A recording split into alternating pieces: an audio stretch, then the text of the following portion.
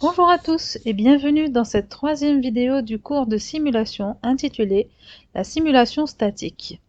Dans le chapitre précédent d'introduction à la simulation, nous avons vu un exemple de simulation à la main, puis nous avons vu les différents concepts et définitions d'un modèle de simulation et les différentes étapes pour mener une étude de simulation. Aujourd'hui, nous entamons un nouveau chapitre de simulation statique, c'est-à-dire une simulation indépendante du temps, à travers un exemple classique connu dans la littérature comme le problème du vendeur de journaux ou News Vendor Inventory Problem.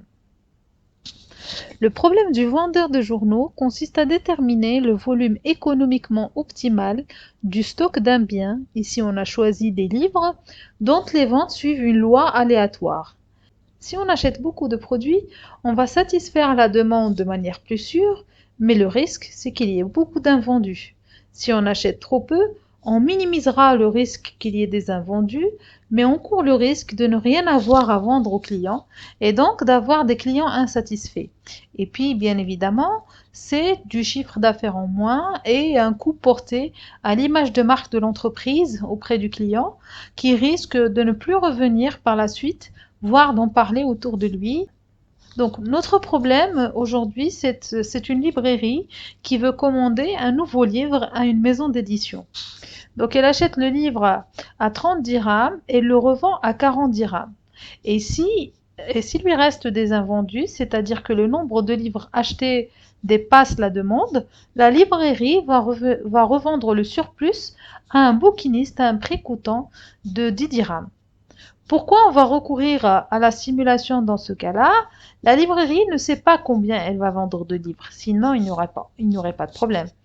Mais d'après l'historique des ventes des livres précédents du même auteur, elle a pu faire une estimation de la distribution de la demande. Donc suite à ces estimations-là, la librairie a décidé de commander 200 livres.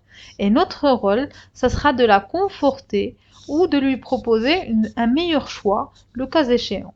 Donc pour cela, prenez votre fichier intitulé 2-simulation statique. Donc dans le premier onglet qui décrit le problème, donc il y a un récapitulatif des données. Donc le coût d'achat d'un livre il est de 30 dirhams, le prix de vente il est de 40 dirhams et en cas d'invendu, le prix de revente est de 10 dirhams. Alors ici vous voyez la distribution de probabilité de la demande et donc notre objectif c'est de vérifier que la commande de 200 livres est une bonne décision. Donc allez dans le premier onglet qui s'appelle aléa ici. Donc ce qu'il faut faire pour essayer d'estimer la vraie valeur du profit de la librairie, c'est d'utiliser le tirage d'un échantillon donc de taille 10. Ici on a choisi de faire un petit échantillon juste pour la visibilité de la feuille. Donc on va utiliser le tirage d'un échantillon de taille 10 demandes suivant la loi de probabilité discrète. Puis on va calculer le profit correspondant à chacune de ces demandes. Et puis ensuite, on va estimer le profit réel par la moyenne de cet échantillon-là. Bien évidemment, plus la taille de l'échantillon sera grande, plus l'estimation se rapprochera de la véritable valeur du profit. Donc on va commencer par un petit échantillon pour ensuite augmenter la taille. Ce qu'on va faire également, c'est d'estimer le profit par l'intervalle de confiance de l'échantillon. Et à ce moment-là, on ne cherche plus à donner une variable estimée du profit, qui est la moyenne, mais un intervalle de valeur dans lequel la vraie valeur se trouve avec une probabilité donnée. Et généralement, on choisit 95%. Donc comme je vous l'ai expliqué, donc ici ce sont les données et la distribution de la demande. Ici c'est notre levier d'action en fait, ce qu'on appelle aussi la variable de décision, qui est la quantité à commander de 200 livres. Et donc nous allons faire des expériences qui correspondent à en fait des tirages aléatoires de la demande suivant cette loi de probabilité. Donc on va d'abord commencer par générer ce qu'on appelle des nombres aléatoires, c'est-à-dire des nombres uniformes entre 0 et 1. Sur Excel, on a une fonction qui permet de générer des nombres aléatoires et qui s'appelle aléa. Donc vous choisissez donc aléa et entre parenthèses, voilà, donc ça vous permet d'avoir un nombre aléatoire et vous tirez sur les 10 expériences. Ensuite, il va nous falloir donc générer donc une demande suivant cette loi de distribution de probabilité. Alors, donc la première chose à faire, puisqu'ici on a une fonction de densité de probabilité, c'est de calculer la probabilité cumulée, c'est-à-dire la fonction de répartition. Donc pour cela, donc la première probabilité elle est de 0,10. Donc la deuxième probabilité, on fait la probabilité de la ligne plus la probabilité cumulée de la ligne précédente. Et puis donc on va tirer jusqu'en bas et on va avoir une probabilité de 100% à la fin. Donc ce qui permet de vérifier que qu'on a bien une fonction de répartition. Donc ensuite, donc on va générer les demandes suivant cette loi-là. Donc pour générer cette demande, ce qu'on va faire, c'est que si le nombre aléatoire, donc ici tiré ici, est inférieur à 0,10, la demande qui va être réalisée, elle est de 100. Si ce nombre aléatoire est entre 0,1 et 0,40, on aura une demande de 150. Si le nombre aléatoire est entre 0,40 et 0,75, on aura une demande de 200. Et ainsi de suite, jusqu'à ce qu'on ait parcouru donc tout l'intervalle 0,1. Et pour cela, donc on va utiliser la fonction si. Donc vous faites égal si donc le nombre aléatoire il est inférieur ou égal à 0,1. Donc dans ce cas-là, si c'est vrai, la demande va être égale à 100. Autrement, c'est que donc aléa n'est pas inférieur à 0,1, donc il est supérieur à 0,1, donc il faudra qu'on vérifie qu'il est inférieur à 0,40. Donc pour ne pas se tromper dans les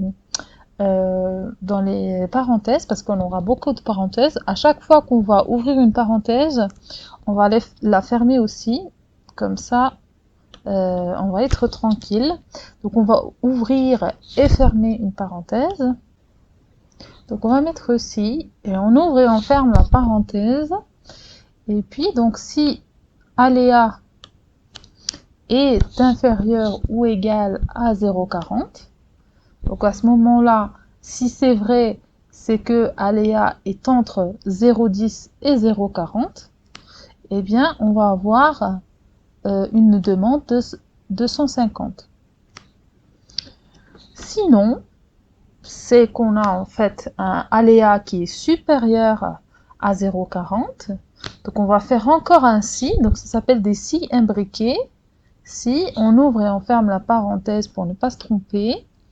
Donc si ce nombre aléatoire il est inférieur ou égal à 0,75, donc dans ce cas-là, on va avoir un nombre entre 0,40 et 0,75. Donc on va retourner une valeur de la demande qui est de 200. Sinon, c'est que le nombre est supérieur à 0,75. Donc on va mettre un autre si qui est imbriqué. Encore une fois, on ouvre et on ferme la parenthèse.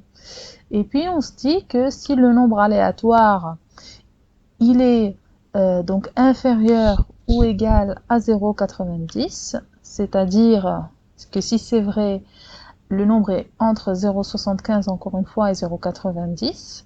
Donc dans ce cas-là, on va avoir une demande de 250. Et puis sinon, c'est-à-dire qu'on aura un nombre supérieur à 0,90 et donc on retournera une valeur de 300. vous pouvez vous assurer. Donc ici, on a 0,22. 0,22, il se situe bien évidemment entre 0,1 et 0,40. Donc on a bien une demande de 250. Donc ce que j'ai oublié de vous dire tout à l'heure, c'est que aléa est une fonction volatile. Donc à chaque fois que vous allez actualiser votre fichier, les nombres vont changer. D'accord? Donc ce qu'on va faire maintenant, c'est qu'on va tirer. Mais si on tire, regardez, si on tire par exemple ici, et qu'on regarde la formule, donc la référence des cellules, comme vous le voyez ici, vont être décalées. Donc pour éviter ça, ce qu'on va faire, c'est qu'on va fixer les cellules. Fixer non pas les cellules d'aléa qui doivent changer en fait lorsqu'on va tirer, mais les cellules du tableau de loi de probabilité. D'accord? Donc ici, on va fixer tout ce qui est D et E. Tout ce qui est donc D6, E6, D7, E7, D8, E8, D9, E9 et E10. Donc pour fixer, il faut mettre des dollars. Donc on met des dollars. Donc on met des dollars avant la ligne et la colonne aussi.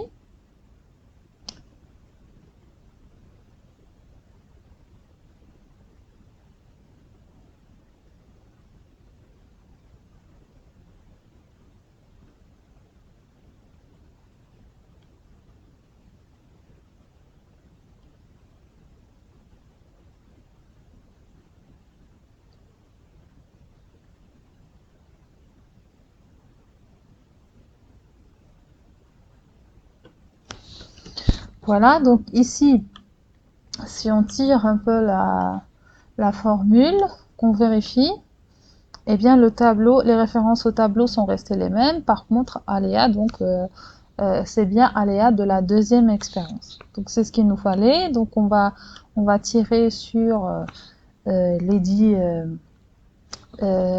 expériences. Vous voyez que ça change à chaque fois, donc on actualise.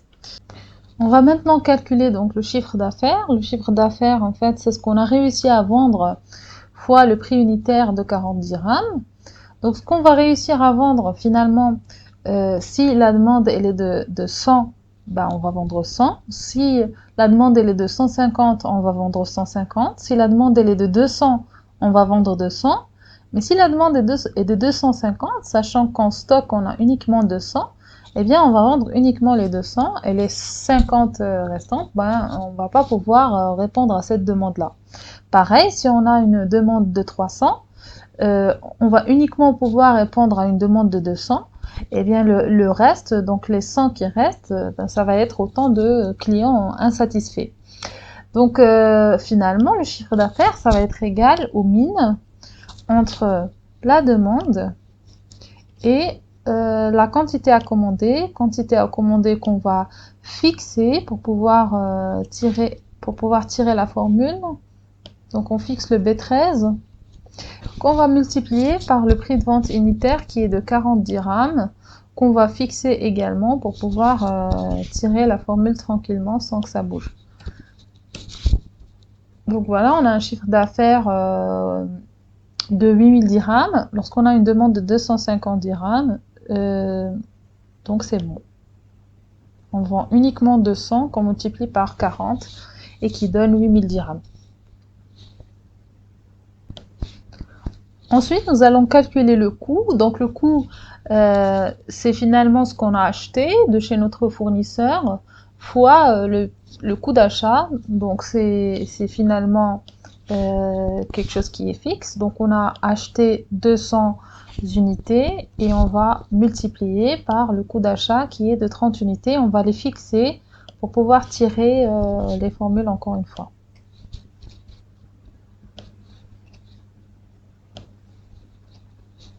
Voilà, donc ça nous donne 6000 dirhams, quelle que soit l'expérience. Donc ça ne dépend pas de la demande.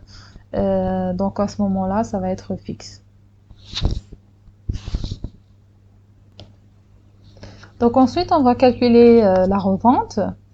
Alors quand est-ce qu'on va revendre? On va revendre uniquement si ce qu'on a commandé est supérieur à ce qui a été demandé. Donc uniquement si les quantités, uniquement si la demande est de 100 ou de 150. D'accord? Donc bon, il y a plusieurs manières de calculer ça, mais le plus simple, c'est de faire avec des si. Donc si la demande est inférieure strictement à 200 qu'on va fixer.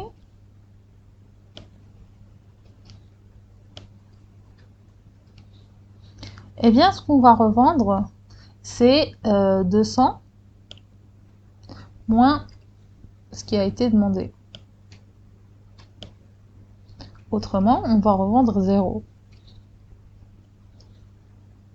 Donc on n'oublie pas quand même de fixer. Donc on a fixé le B13. Il faut fixer ici aussi donc le B13. Voilà. Et puis on va multiplier ça par le prix unitaire d'une revente, c'est-à-dire 10 dirhams, qu'on va fixer également.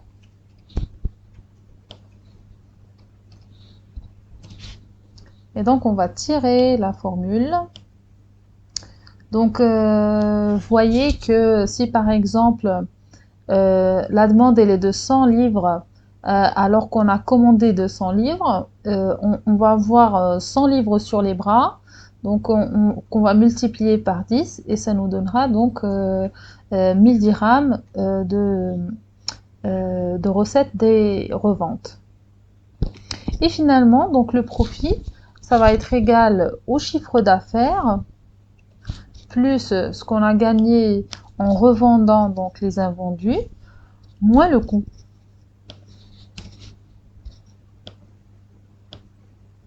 Donc on va tirer tout ça.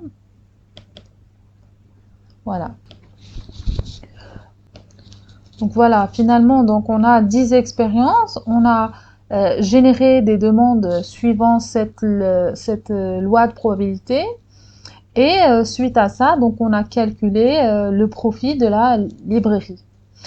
Donc l'estimateur sans biais du profit, ça va être la moyenne de ces expériences-là. Donc pour calculer les différentes statistiques, ce que vous allez faire, c'est que vous allez copier ce tableau et que vous allez dans l'onglet Stats et que vous le copiez donc ici. Donc voilà, lorsque vous avez des dièses, hein, juste comme remarque, lorsque vous avez des dièses, vous élargissez les cellules, parce que j'ai souvent cette remarque-là. Vous n'oubliez pas de coller la fonction de répartition aussi de votre loi de probabilité, la probe accumulée. Donc ensuite, on va calculer les différentes statistiques. Donc on va commencer par la moyenne. Donc moyenne de la colonne profit sur les 10 expériences. Ensuite, on calcule l'écart type. Donc l'écart type, on le calcule en utilisant la fonction écart moyen. Moyenne des écarts absolus. Ensuite, on va calculer l'écart type, donc en utilisant la fonction écart standard.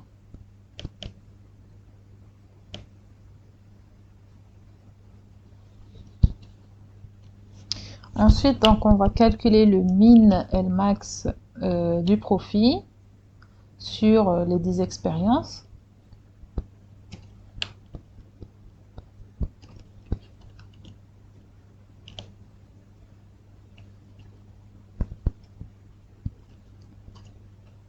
Et puis, donc, on va calculer l'intervalle de confiance pour le profit moyen avec un niveau de confiance de 95%. Donc pour cela, je vous ai mis la formule en fait en commentaire dans la cellule. C'est la moyenne moins 1,96 qui est lu sur la table de la loi normale fois l'écart type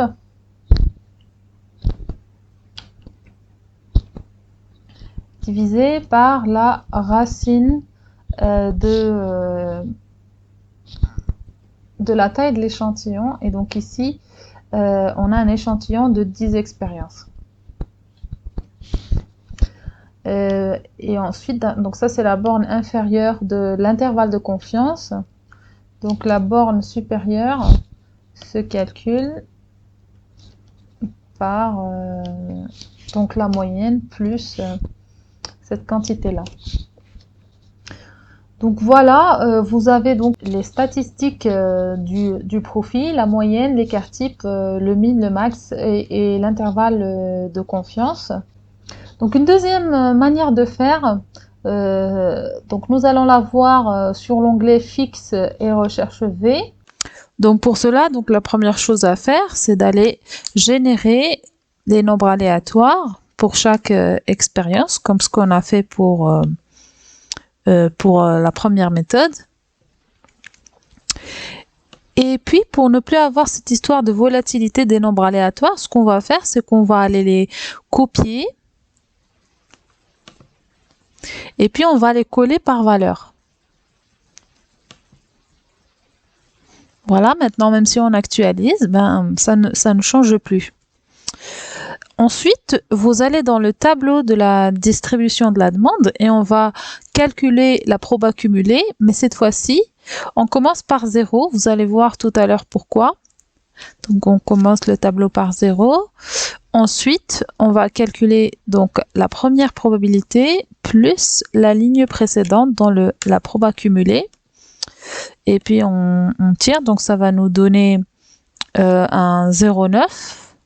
Et si on rajoute une ligne, ça nous fait 1. Donc, c'est comme si en fait, on décalait le tableau d'une seule ligne. Donc ensuite, pour calculer donc la demande, pour générer la demande, on va utiliser donc ce recherche V. Recherche V, en fait, ça renvoie en fait une valeur qu'on cherche. Donc la valeur qu'on cherche, c'est le nombre aléatoire dans la première colonne d'un tableau. Donc le tableau, c'est le tableau des probes accumulées et de la demande. Donc on va faire ça. Donc, on va faire recherche V du nombre aléatoire en question. Et puis, il va le rechercher dans le tableau de la loi de probabilité cumulée. Donc, on ne va pas oublier de fixer ce tableau-là hein, pour que quand on tire, eh bien, le tableau ne bouge pas. Et ensuite, on va lui dire dans quelle colonne est-ce qu'il doit trouver en fait la valeur à retourner. Ici, c'est dans la deuxième colonne du tableau. Et donc, c'est la colonne numéro 2. Et ensuite, donc la fonction demande si on cherche une correspondance approximative ou est-ce qu'on cherche une correspondance exacte. Donc, si on sélectionne faux, donc la correspondance exacte, Excel va chercher donc la valeur exacte 0,2675 etc. dans ce tableau. C'est pas ce qu'on veut. Nous, on cherche une valeur approximative. Et donc, lorsqu'on sélectionne vrai, il va aller chercher la valeur qui est immédiatement inférieure à 0,267 dans le tableau. Donc, si j'ai une valeur inférieure strictement à 0,1, il va me retourner 100. Si j'ai une valeur strictement inférieure à 0,40, il va me retourner 150, etc. Donc, c'est ce qu'on cherche. Donc, ici, vous avez 0,26. C'est inférieur strictement à 0,40, donc il retourne 150. Et donc, on va aller tirer sur tout le tableau. Donc, pour le calcul du chiffre d'affaires, du coût de la revente et du profit et des différentes statistiques, on va aller les copier directement de l'onglet précédent.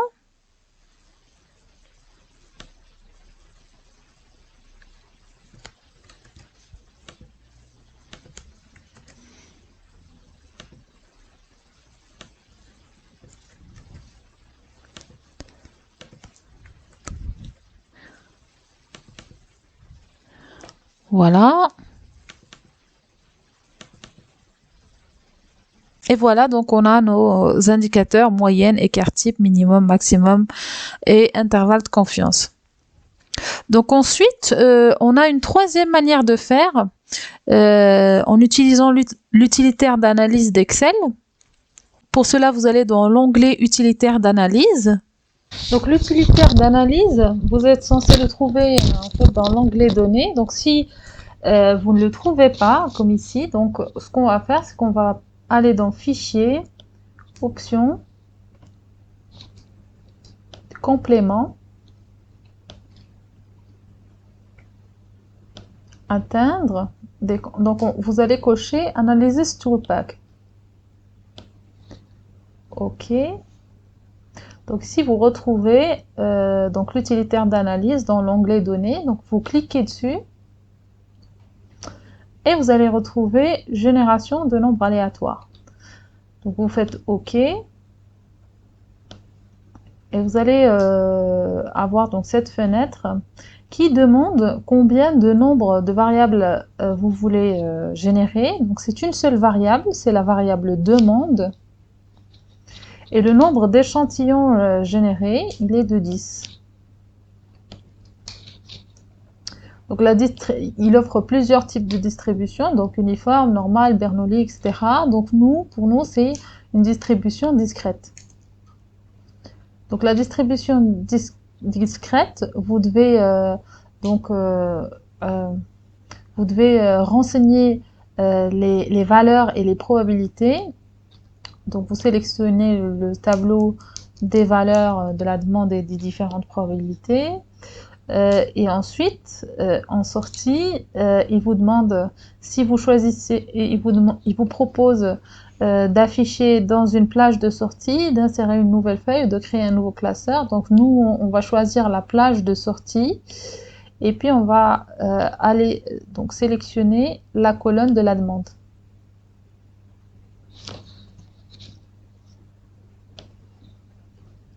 Et voilà, donc il a généré un échantillon de 10 demandes.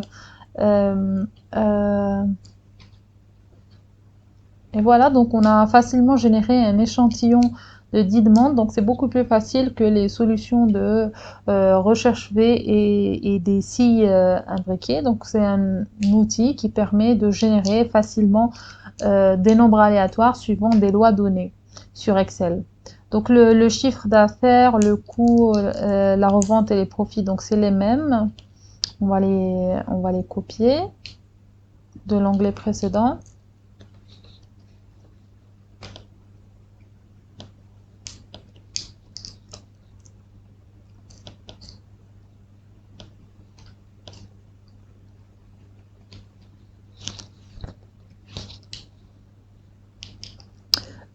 Ensuite, donc les statistiques, on va aussi les copier.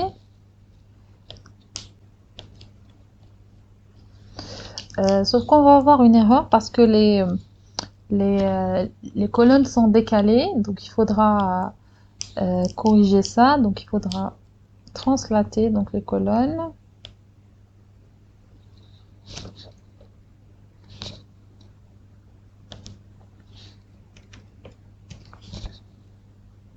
Voilà, donc pareil pour l'écart type.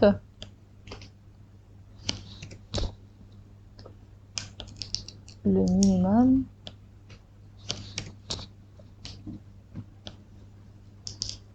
Le maximum. Bon, l'écart type, c'est la bonne formule. Donc voilà les trois manières de faire pour générer des nombres aléatoires suivant une loi tabulée et discrète. Donc on a utilisé pour calculer l'indicateur profit sur un nombre de 10 expériences. Ensuite, aller dans l'onglet table. Donc ici, on a un nombre beaucoup plus important d'expériences. Donc on va passer à 1000 expériences, puisque plus on va avoir d'expérience, plus on va converger vers la véritable moyenne de profit, et plus on va avoir donc un indicateur plus précis du profit. Donc pour cela, donc, on va donc générer des demandes. en utilisant l'utilitaire d'analyse et l'échantillon, donc on va passer à 1000. C'est toujours la même loi, discrète. Et puis la loi de sortie, la plage de sortie, ça va être cette plage-là.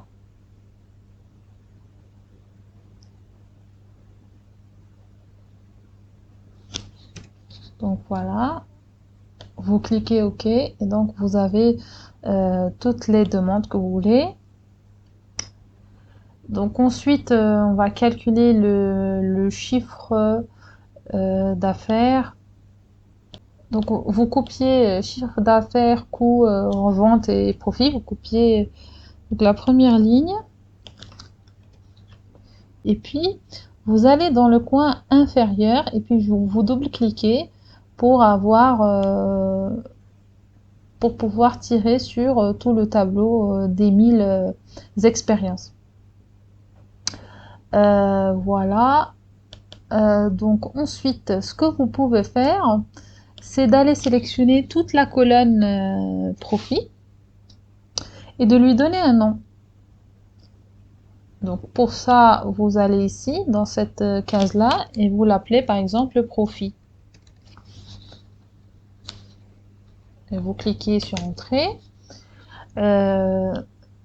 Donc maintenant, lorsqu'on va aller par exemple pour calculer la moyenne, et qu'on fait égal moyenne de profit, il va nous le proposer ici. Donc il va nous calculer la moyenne de cette plage-là. Donc cela, ça permet en fait de rendre vos plages de cellules nettement plus compréhensibles.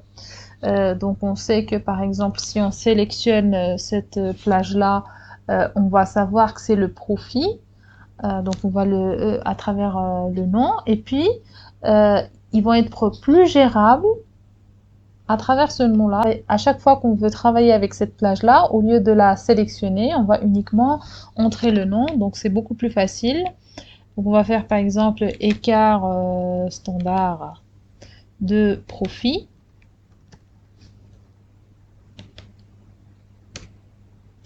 Mine de profit. Max de profit. Donc on va calculer l'écart type. C'est égal à la moyenne, moins 1,96 fois donc l'écart type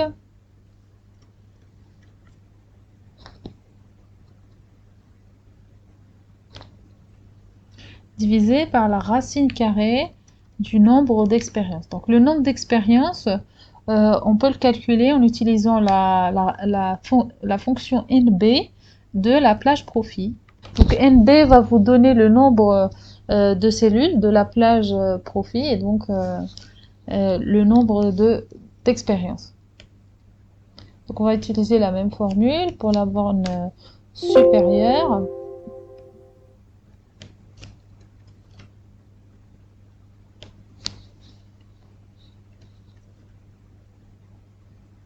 J'ai oublié une parenthèse ici.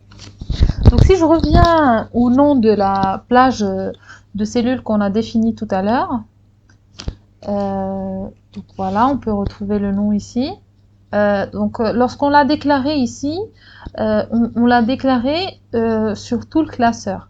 Donc vous allez dans n'importe quelle feuille, vous tapez moyenne de profit et il va vous donner donc la moyenne du profit. Ce qu'on peut faire aussi, c'est de le déclarer uniquement sur une feuille, donc localement. Et pour ça, on va aller dans Formule, définir un nom. Donc le nom, ça peut être par exemple profit 1. Et au lieu de le déclarer sur le classeur, on va le déclarer par exemple sur table uniquement. Et donc voilà, c'est la bonne plage. On clique sur OK. Donc ici, si on va aller taper la moyenne de profit 1, donc on a parfaitement ce choix-là. Par contre, si on va dans un autre onglet et qu'on veut taper moyenne de profit 1, ben on ne retrouve pas profit 1 dans les choix parce qu'on l'a déclaré localement.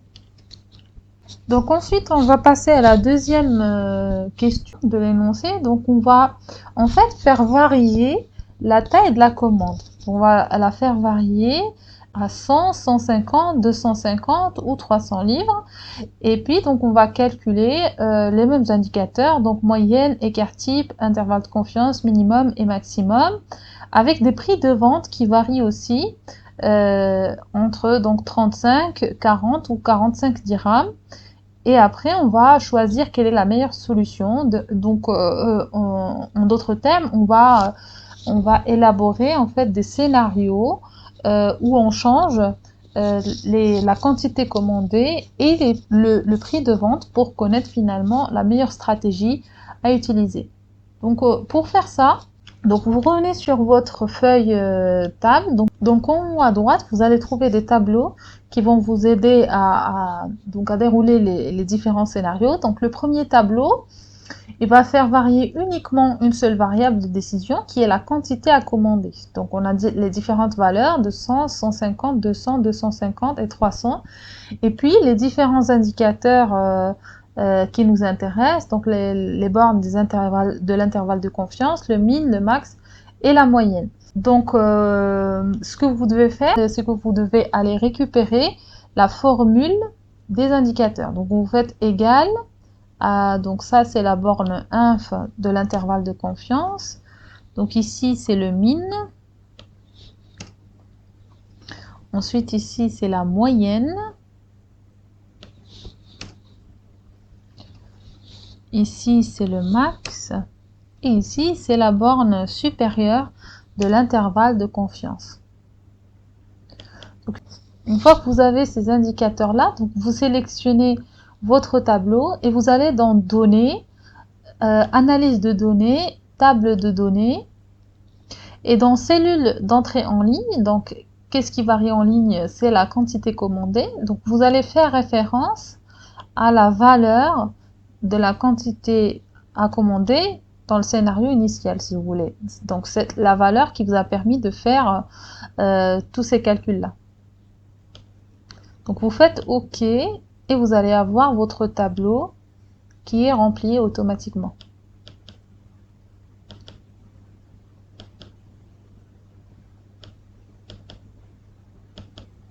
Donc vous pouvez voir ce diagramme qui est un diagramme de boîte à moustache en fait qui illustre les différents intervalles de confiance du profit dans les différents scénarios. Donc vous voyez ici que le meilleur profit on réussit à l'avoir avec le deuxième scénario qui est une commande de 150 unités. Vous voyez que les intervalles de confiance ne se chevauchent pas puisqu'on a donc ici l'intervalle de confiance il est de 1306 à 1364. Ici il est de 1159 1283, donc les intervalles sont disjoints, donc on peut dire que le scénario de 150 unités est meilleur que celui de 200 unités. Donc l'outil table, il nous permet soit de faire varier une seule variable de décision et d'obtenir différents indicateurs. Si on veut faire varier deux variables de décision, on ne pourra avoir qu'un seul indicateur de performance. Donc l'indicateur qu'on va choisir, c'est l'indicateur moyenne. Donc on va faire égal à la moyenne, donc là où c'est calculé la première fois. Donc, pareil, on va sélectionner le tableau, on va aller dans Analyse de données, Table de données. Donc cellules d'entrée en ligne, donc c'est ce qui varie,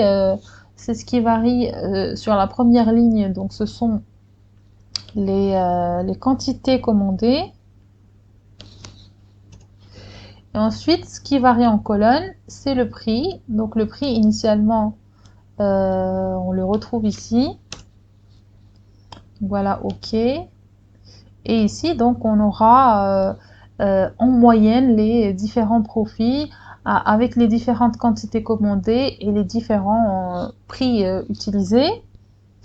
Donc ce qu'on peut faire aussi, c'est de faire une mise en forme conditionnelle pour pouvoir mettre en surbrillance le meilleur profit. Voilà, vous faites règle de valeurs plus ou moins élevées, 10 valeurs les plus élevées. Donc on va se contenter d'une seule valeur et on va la remplir en vert avec texte vert foncé. Voilà, donc si on se base sur la moyenne, le meilleur profit, on l'a lorsqu'on commande 200. Donc ça c'est des commandes, c'est pas des dirhams, hein.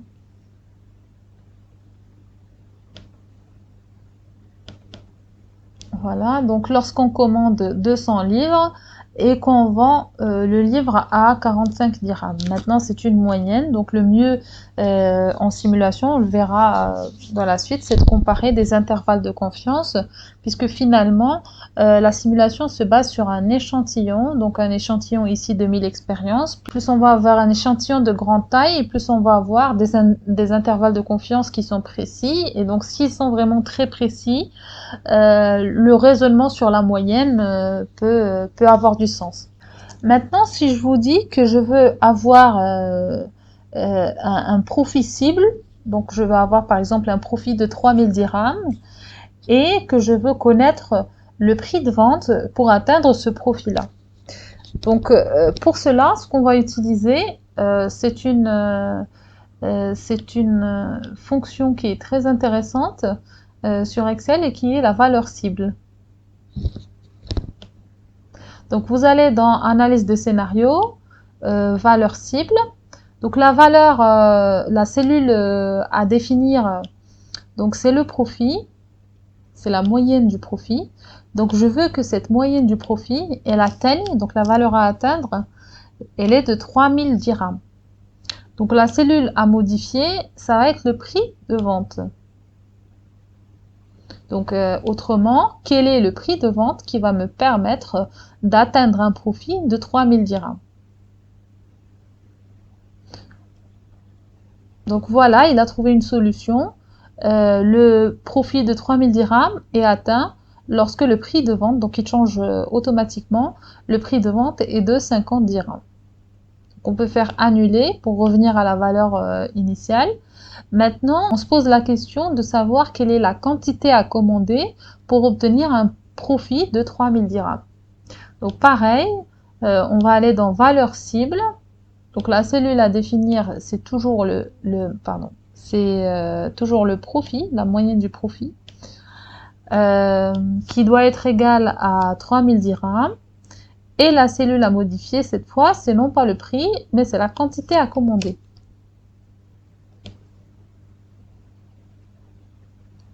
Donc voilà, il cherche, il fait des itérations, il cherche donc cette valeur cible.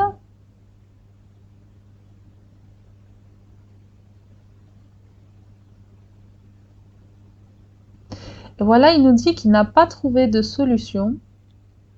Donc il n'y a pas de quantité à commander qui nous fasse avoir un profit moyen de 3000 dirhams.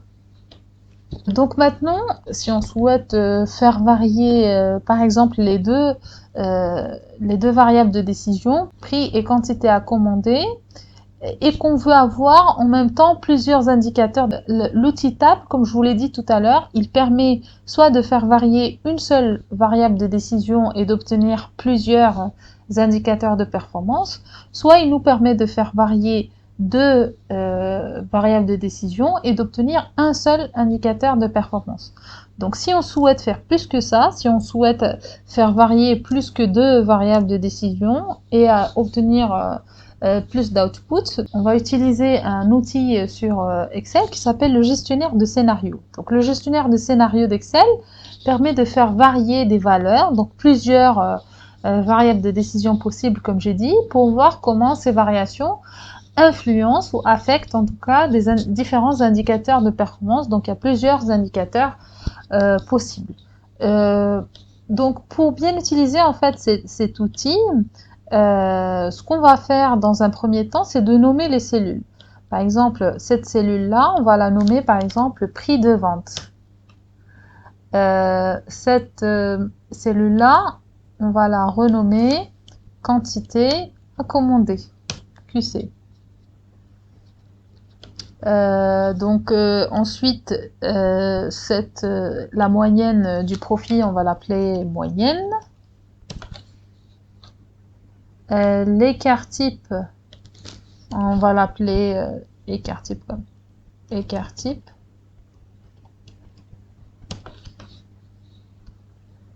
Le minimum, donc on va appeler ça min. Et le maximum, on va l'appeler max. Vous verrez tout à l'heure l'intérêt de nommer les cellules. Ici, c'est intervalle de confiance underscore borne inf.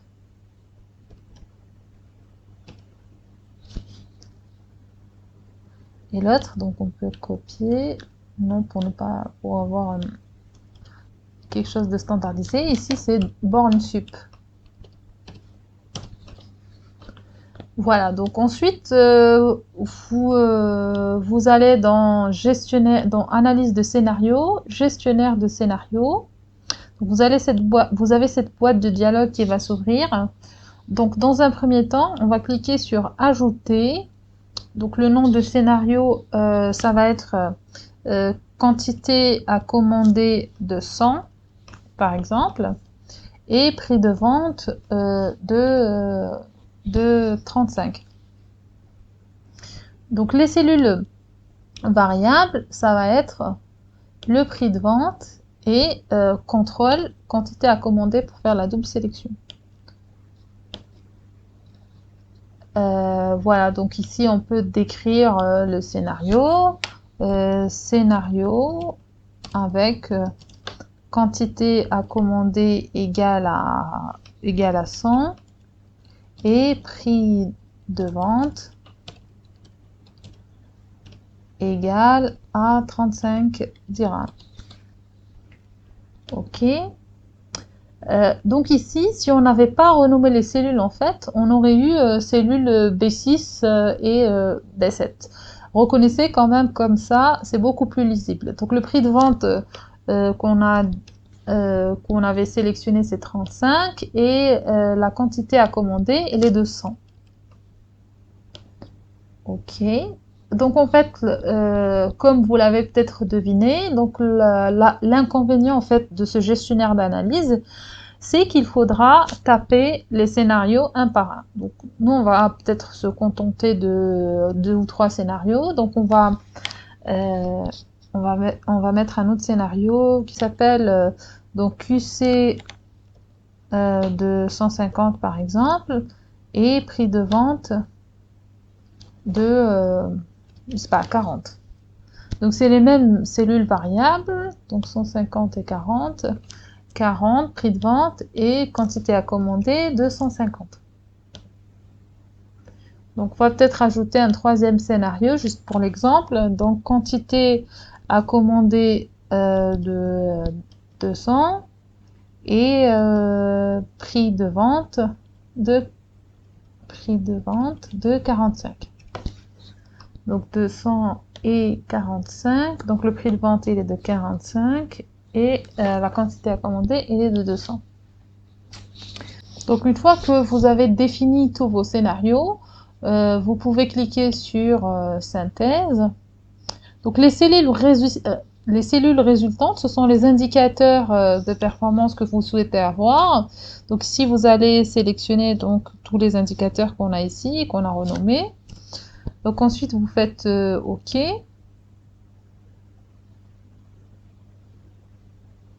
Donc, vous voyez l'intérêt d'avoir renommé les cellules résultantes, donc les indicateurs, c'est que on est des noms significatifs en fait dans ce tableau-là. Donc, vous pouvez voir afficher donc tous les inputs, donc les valeurs des différentes variables de décision, et puis les différents indicateurs de performance. Donc, dans ce sens, ça permet de tester différentes variables de décision, différents indicateurs de performance sans restriction du nombre. Par contre, c'est un peu laborieux de taper un à un les différents scénarios. Donc la dernière question qui est demandée donc dans l'exercice, ça va être d'automatiser la génération de nombres aléatoires. Donc ce qu'on a fait donc avec aléa, les si imbriqués ou le générateur de nombres aléatoires ou la recherche V. Donc ensuite le calcul des indicateurs à travers une fonction VBA. Donc je voudrais que vous fassiez un traitement automatisé de tout ça, sachant que la fonction sur VBA qui permet de générer des nombres aléatoires entre 0 et 1, c'est la fonction qui s'appelle rand, comme ça. Donc RND, donc ça permet de générer des nombres aléatoires entre 0 et 1, comme ce qu'on fait donc avec la fonction aléa. Donc voilà, je voudrais que vous prêtiez à cet exercice-là, d'abord pour vous entraîner à coder donc sur VBA parce que vous en aurez besoin dans votre TP, et ensuite pour vraiment comprendre le traitement qu'on a fait durant cette vidéo. Donc voilà, je vous remercie pour votre attention et je vous dis à la prochaine vidéo.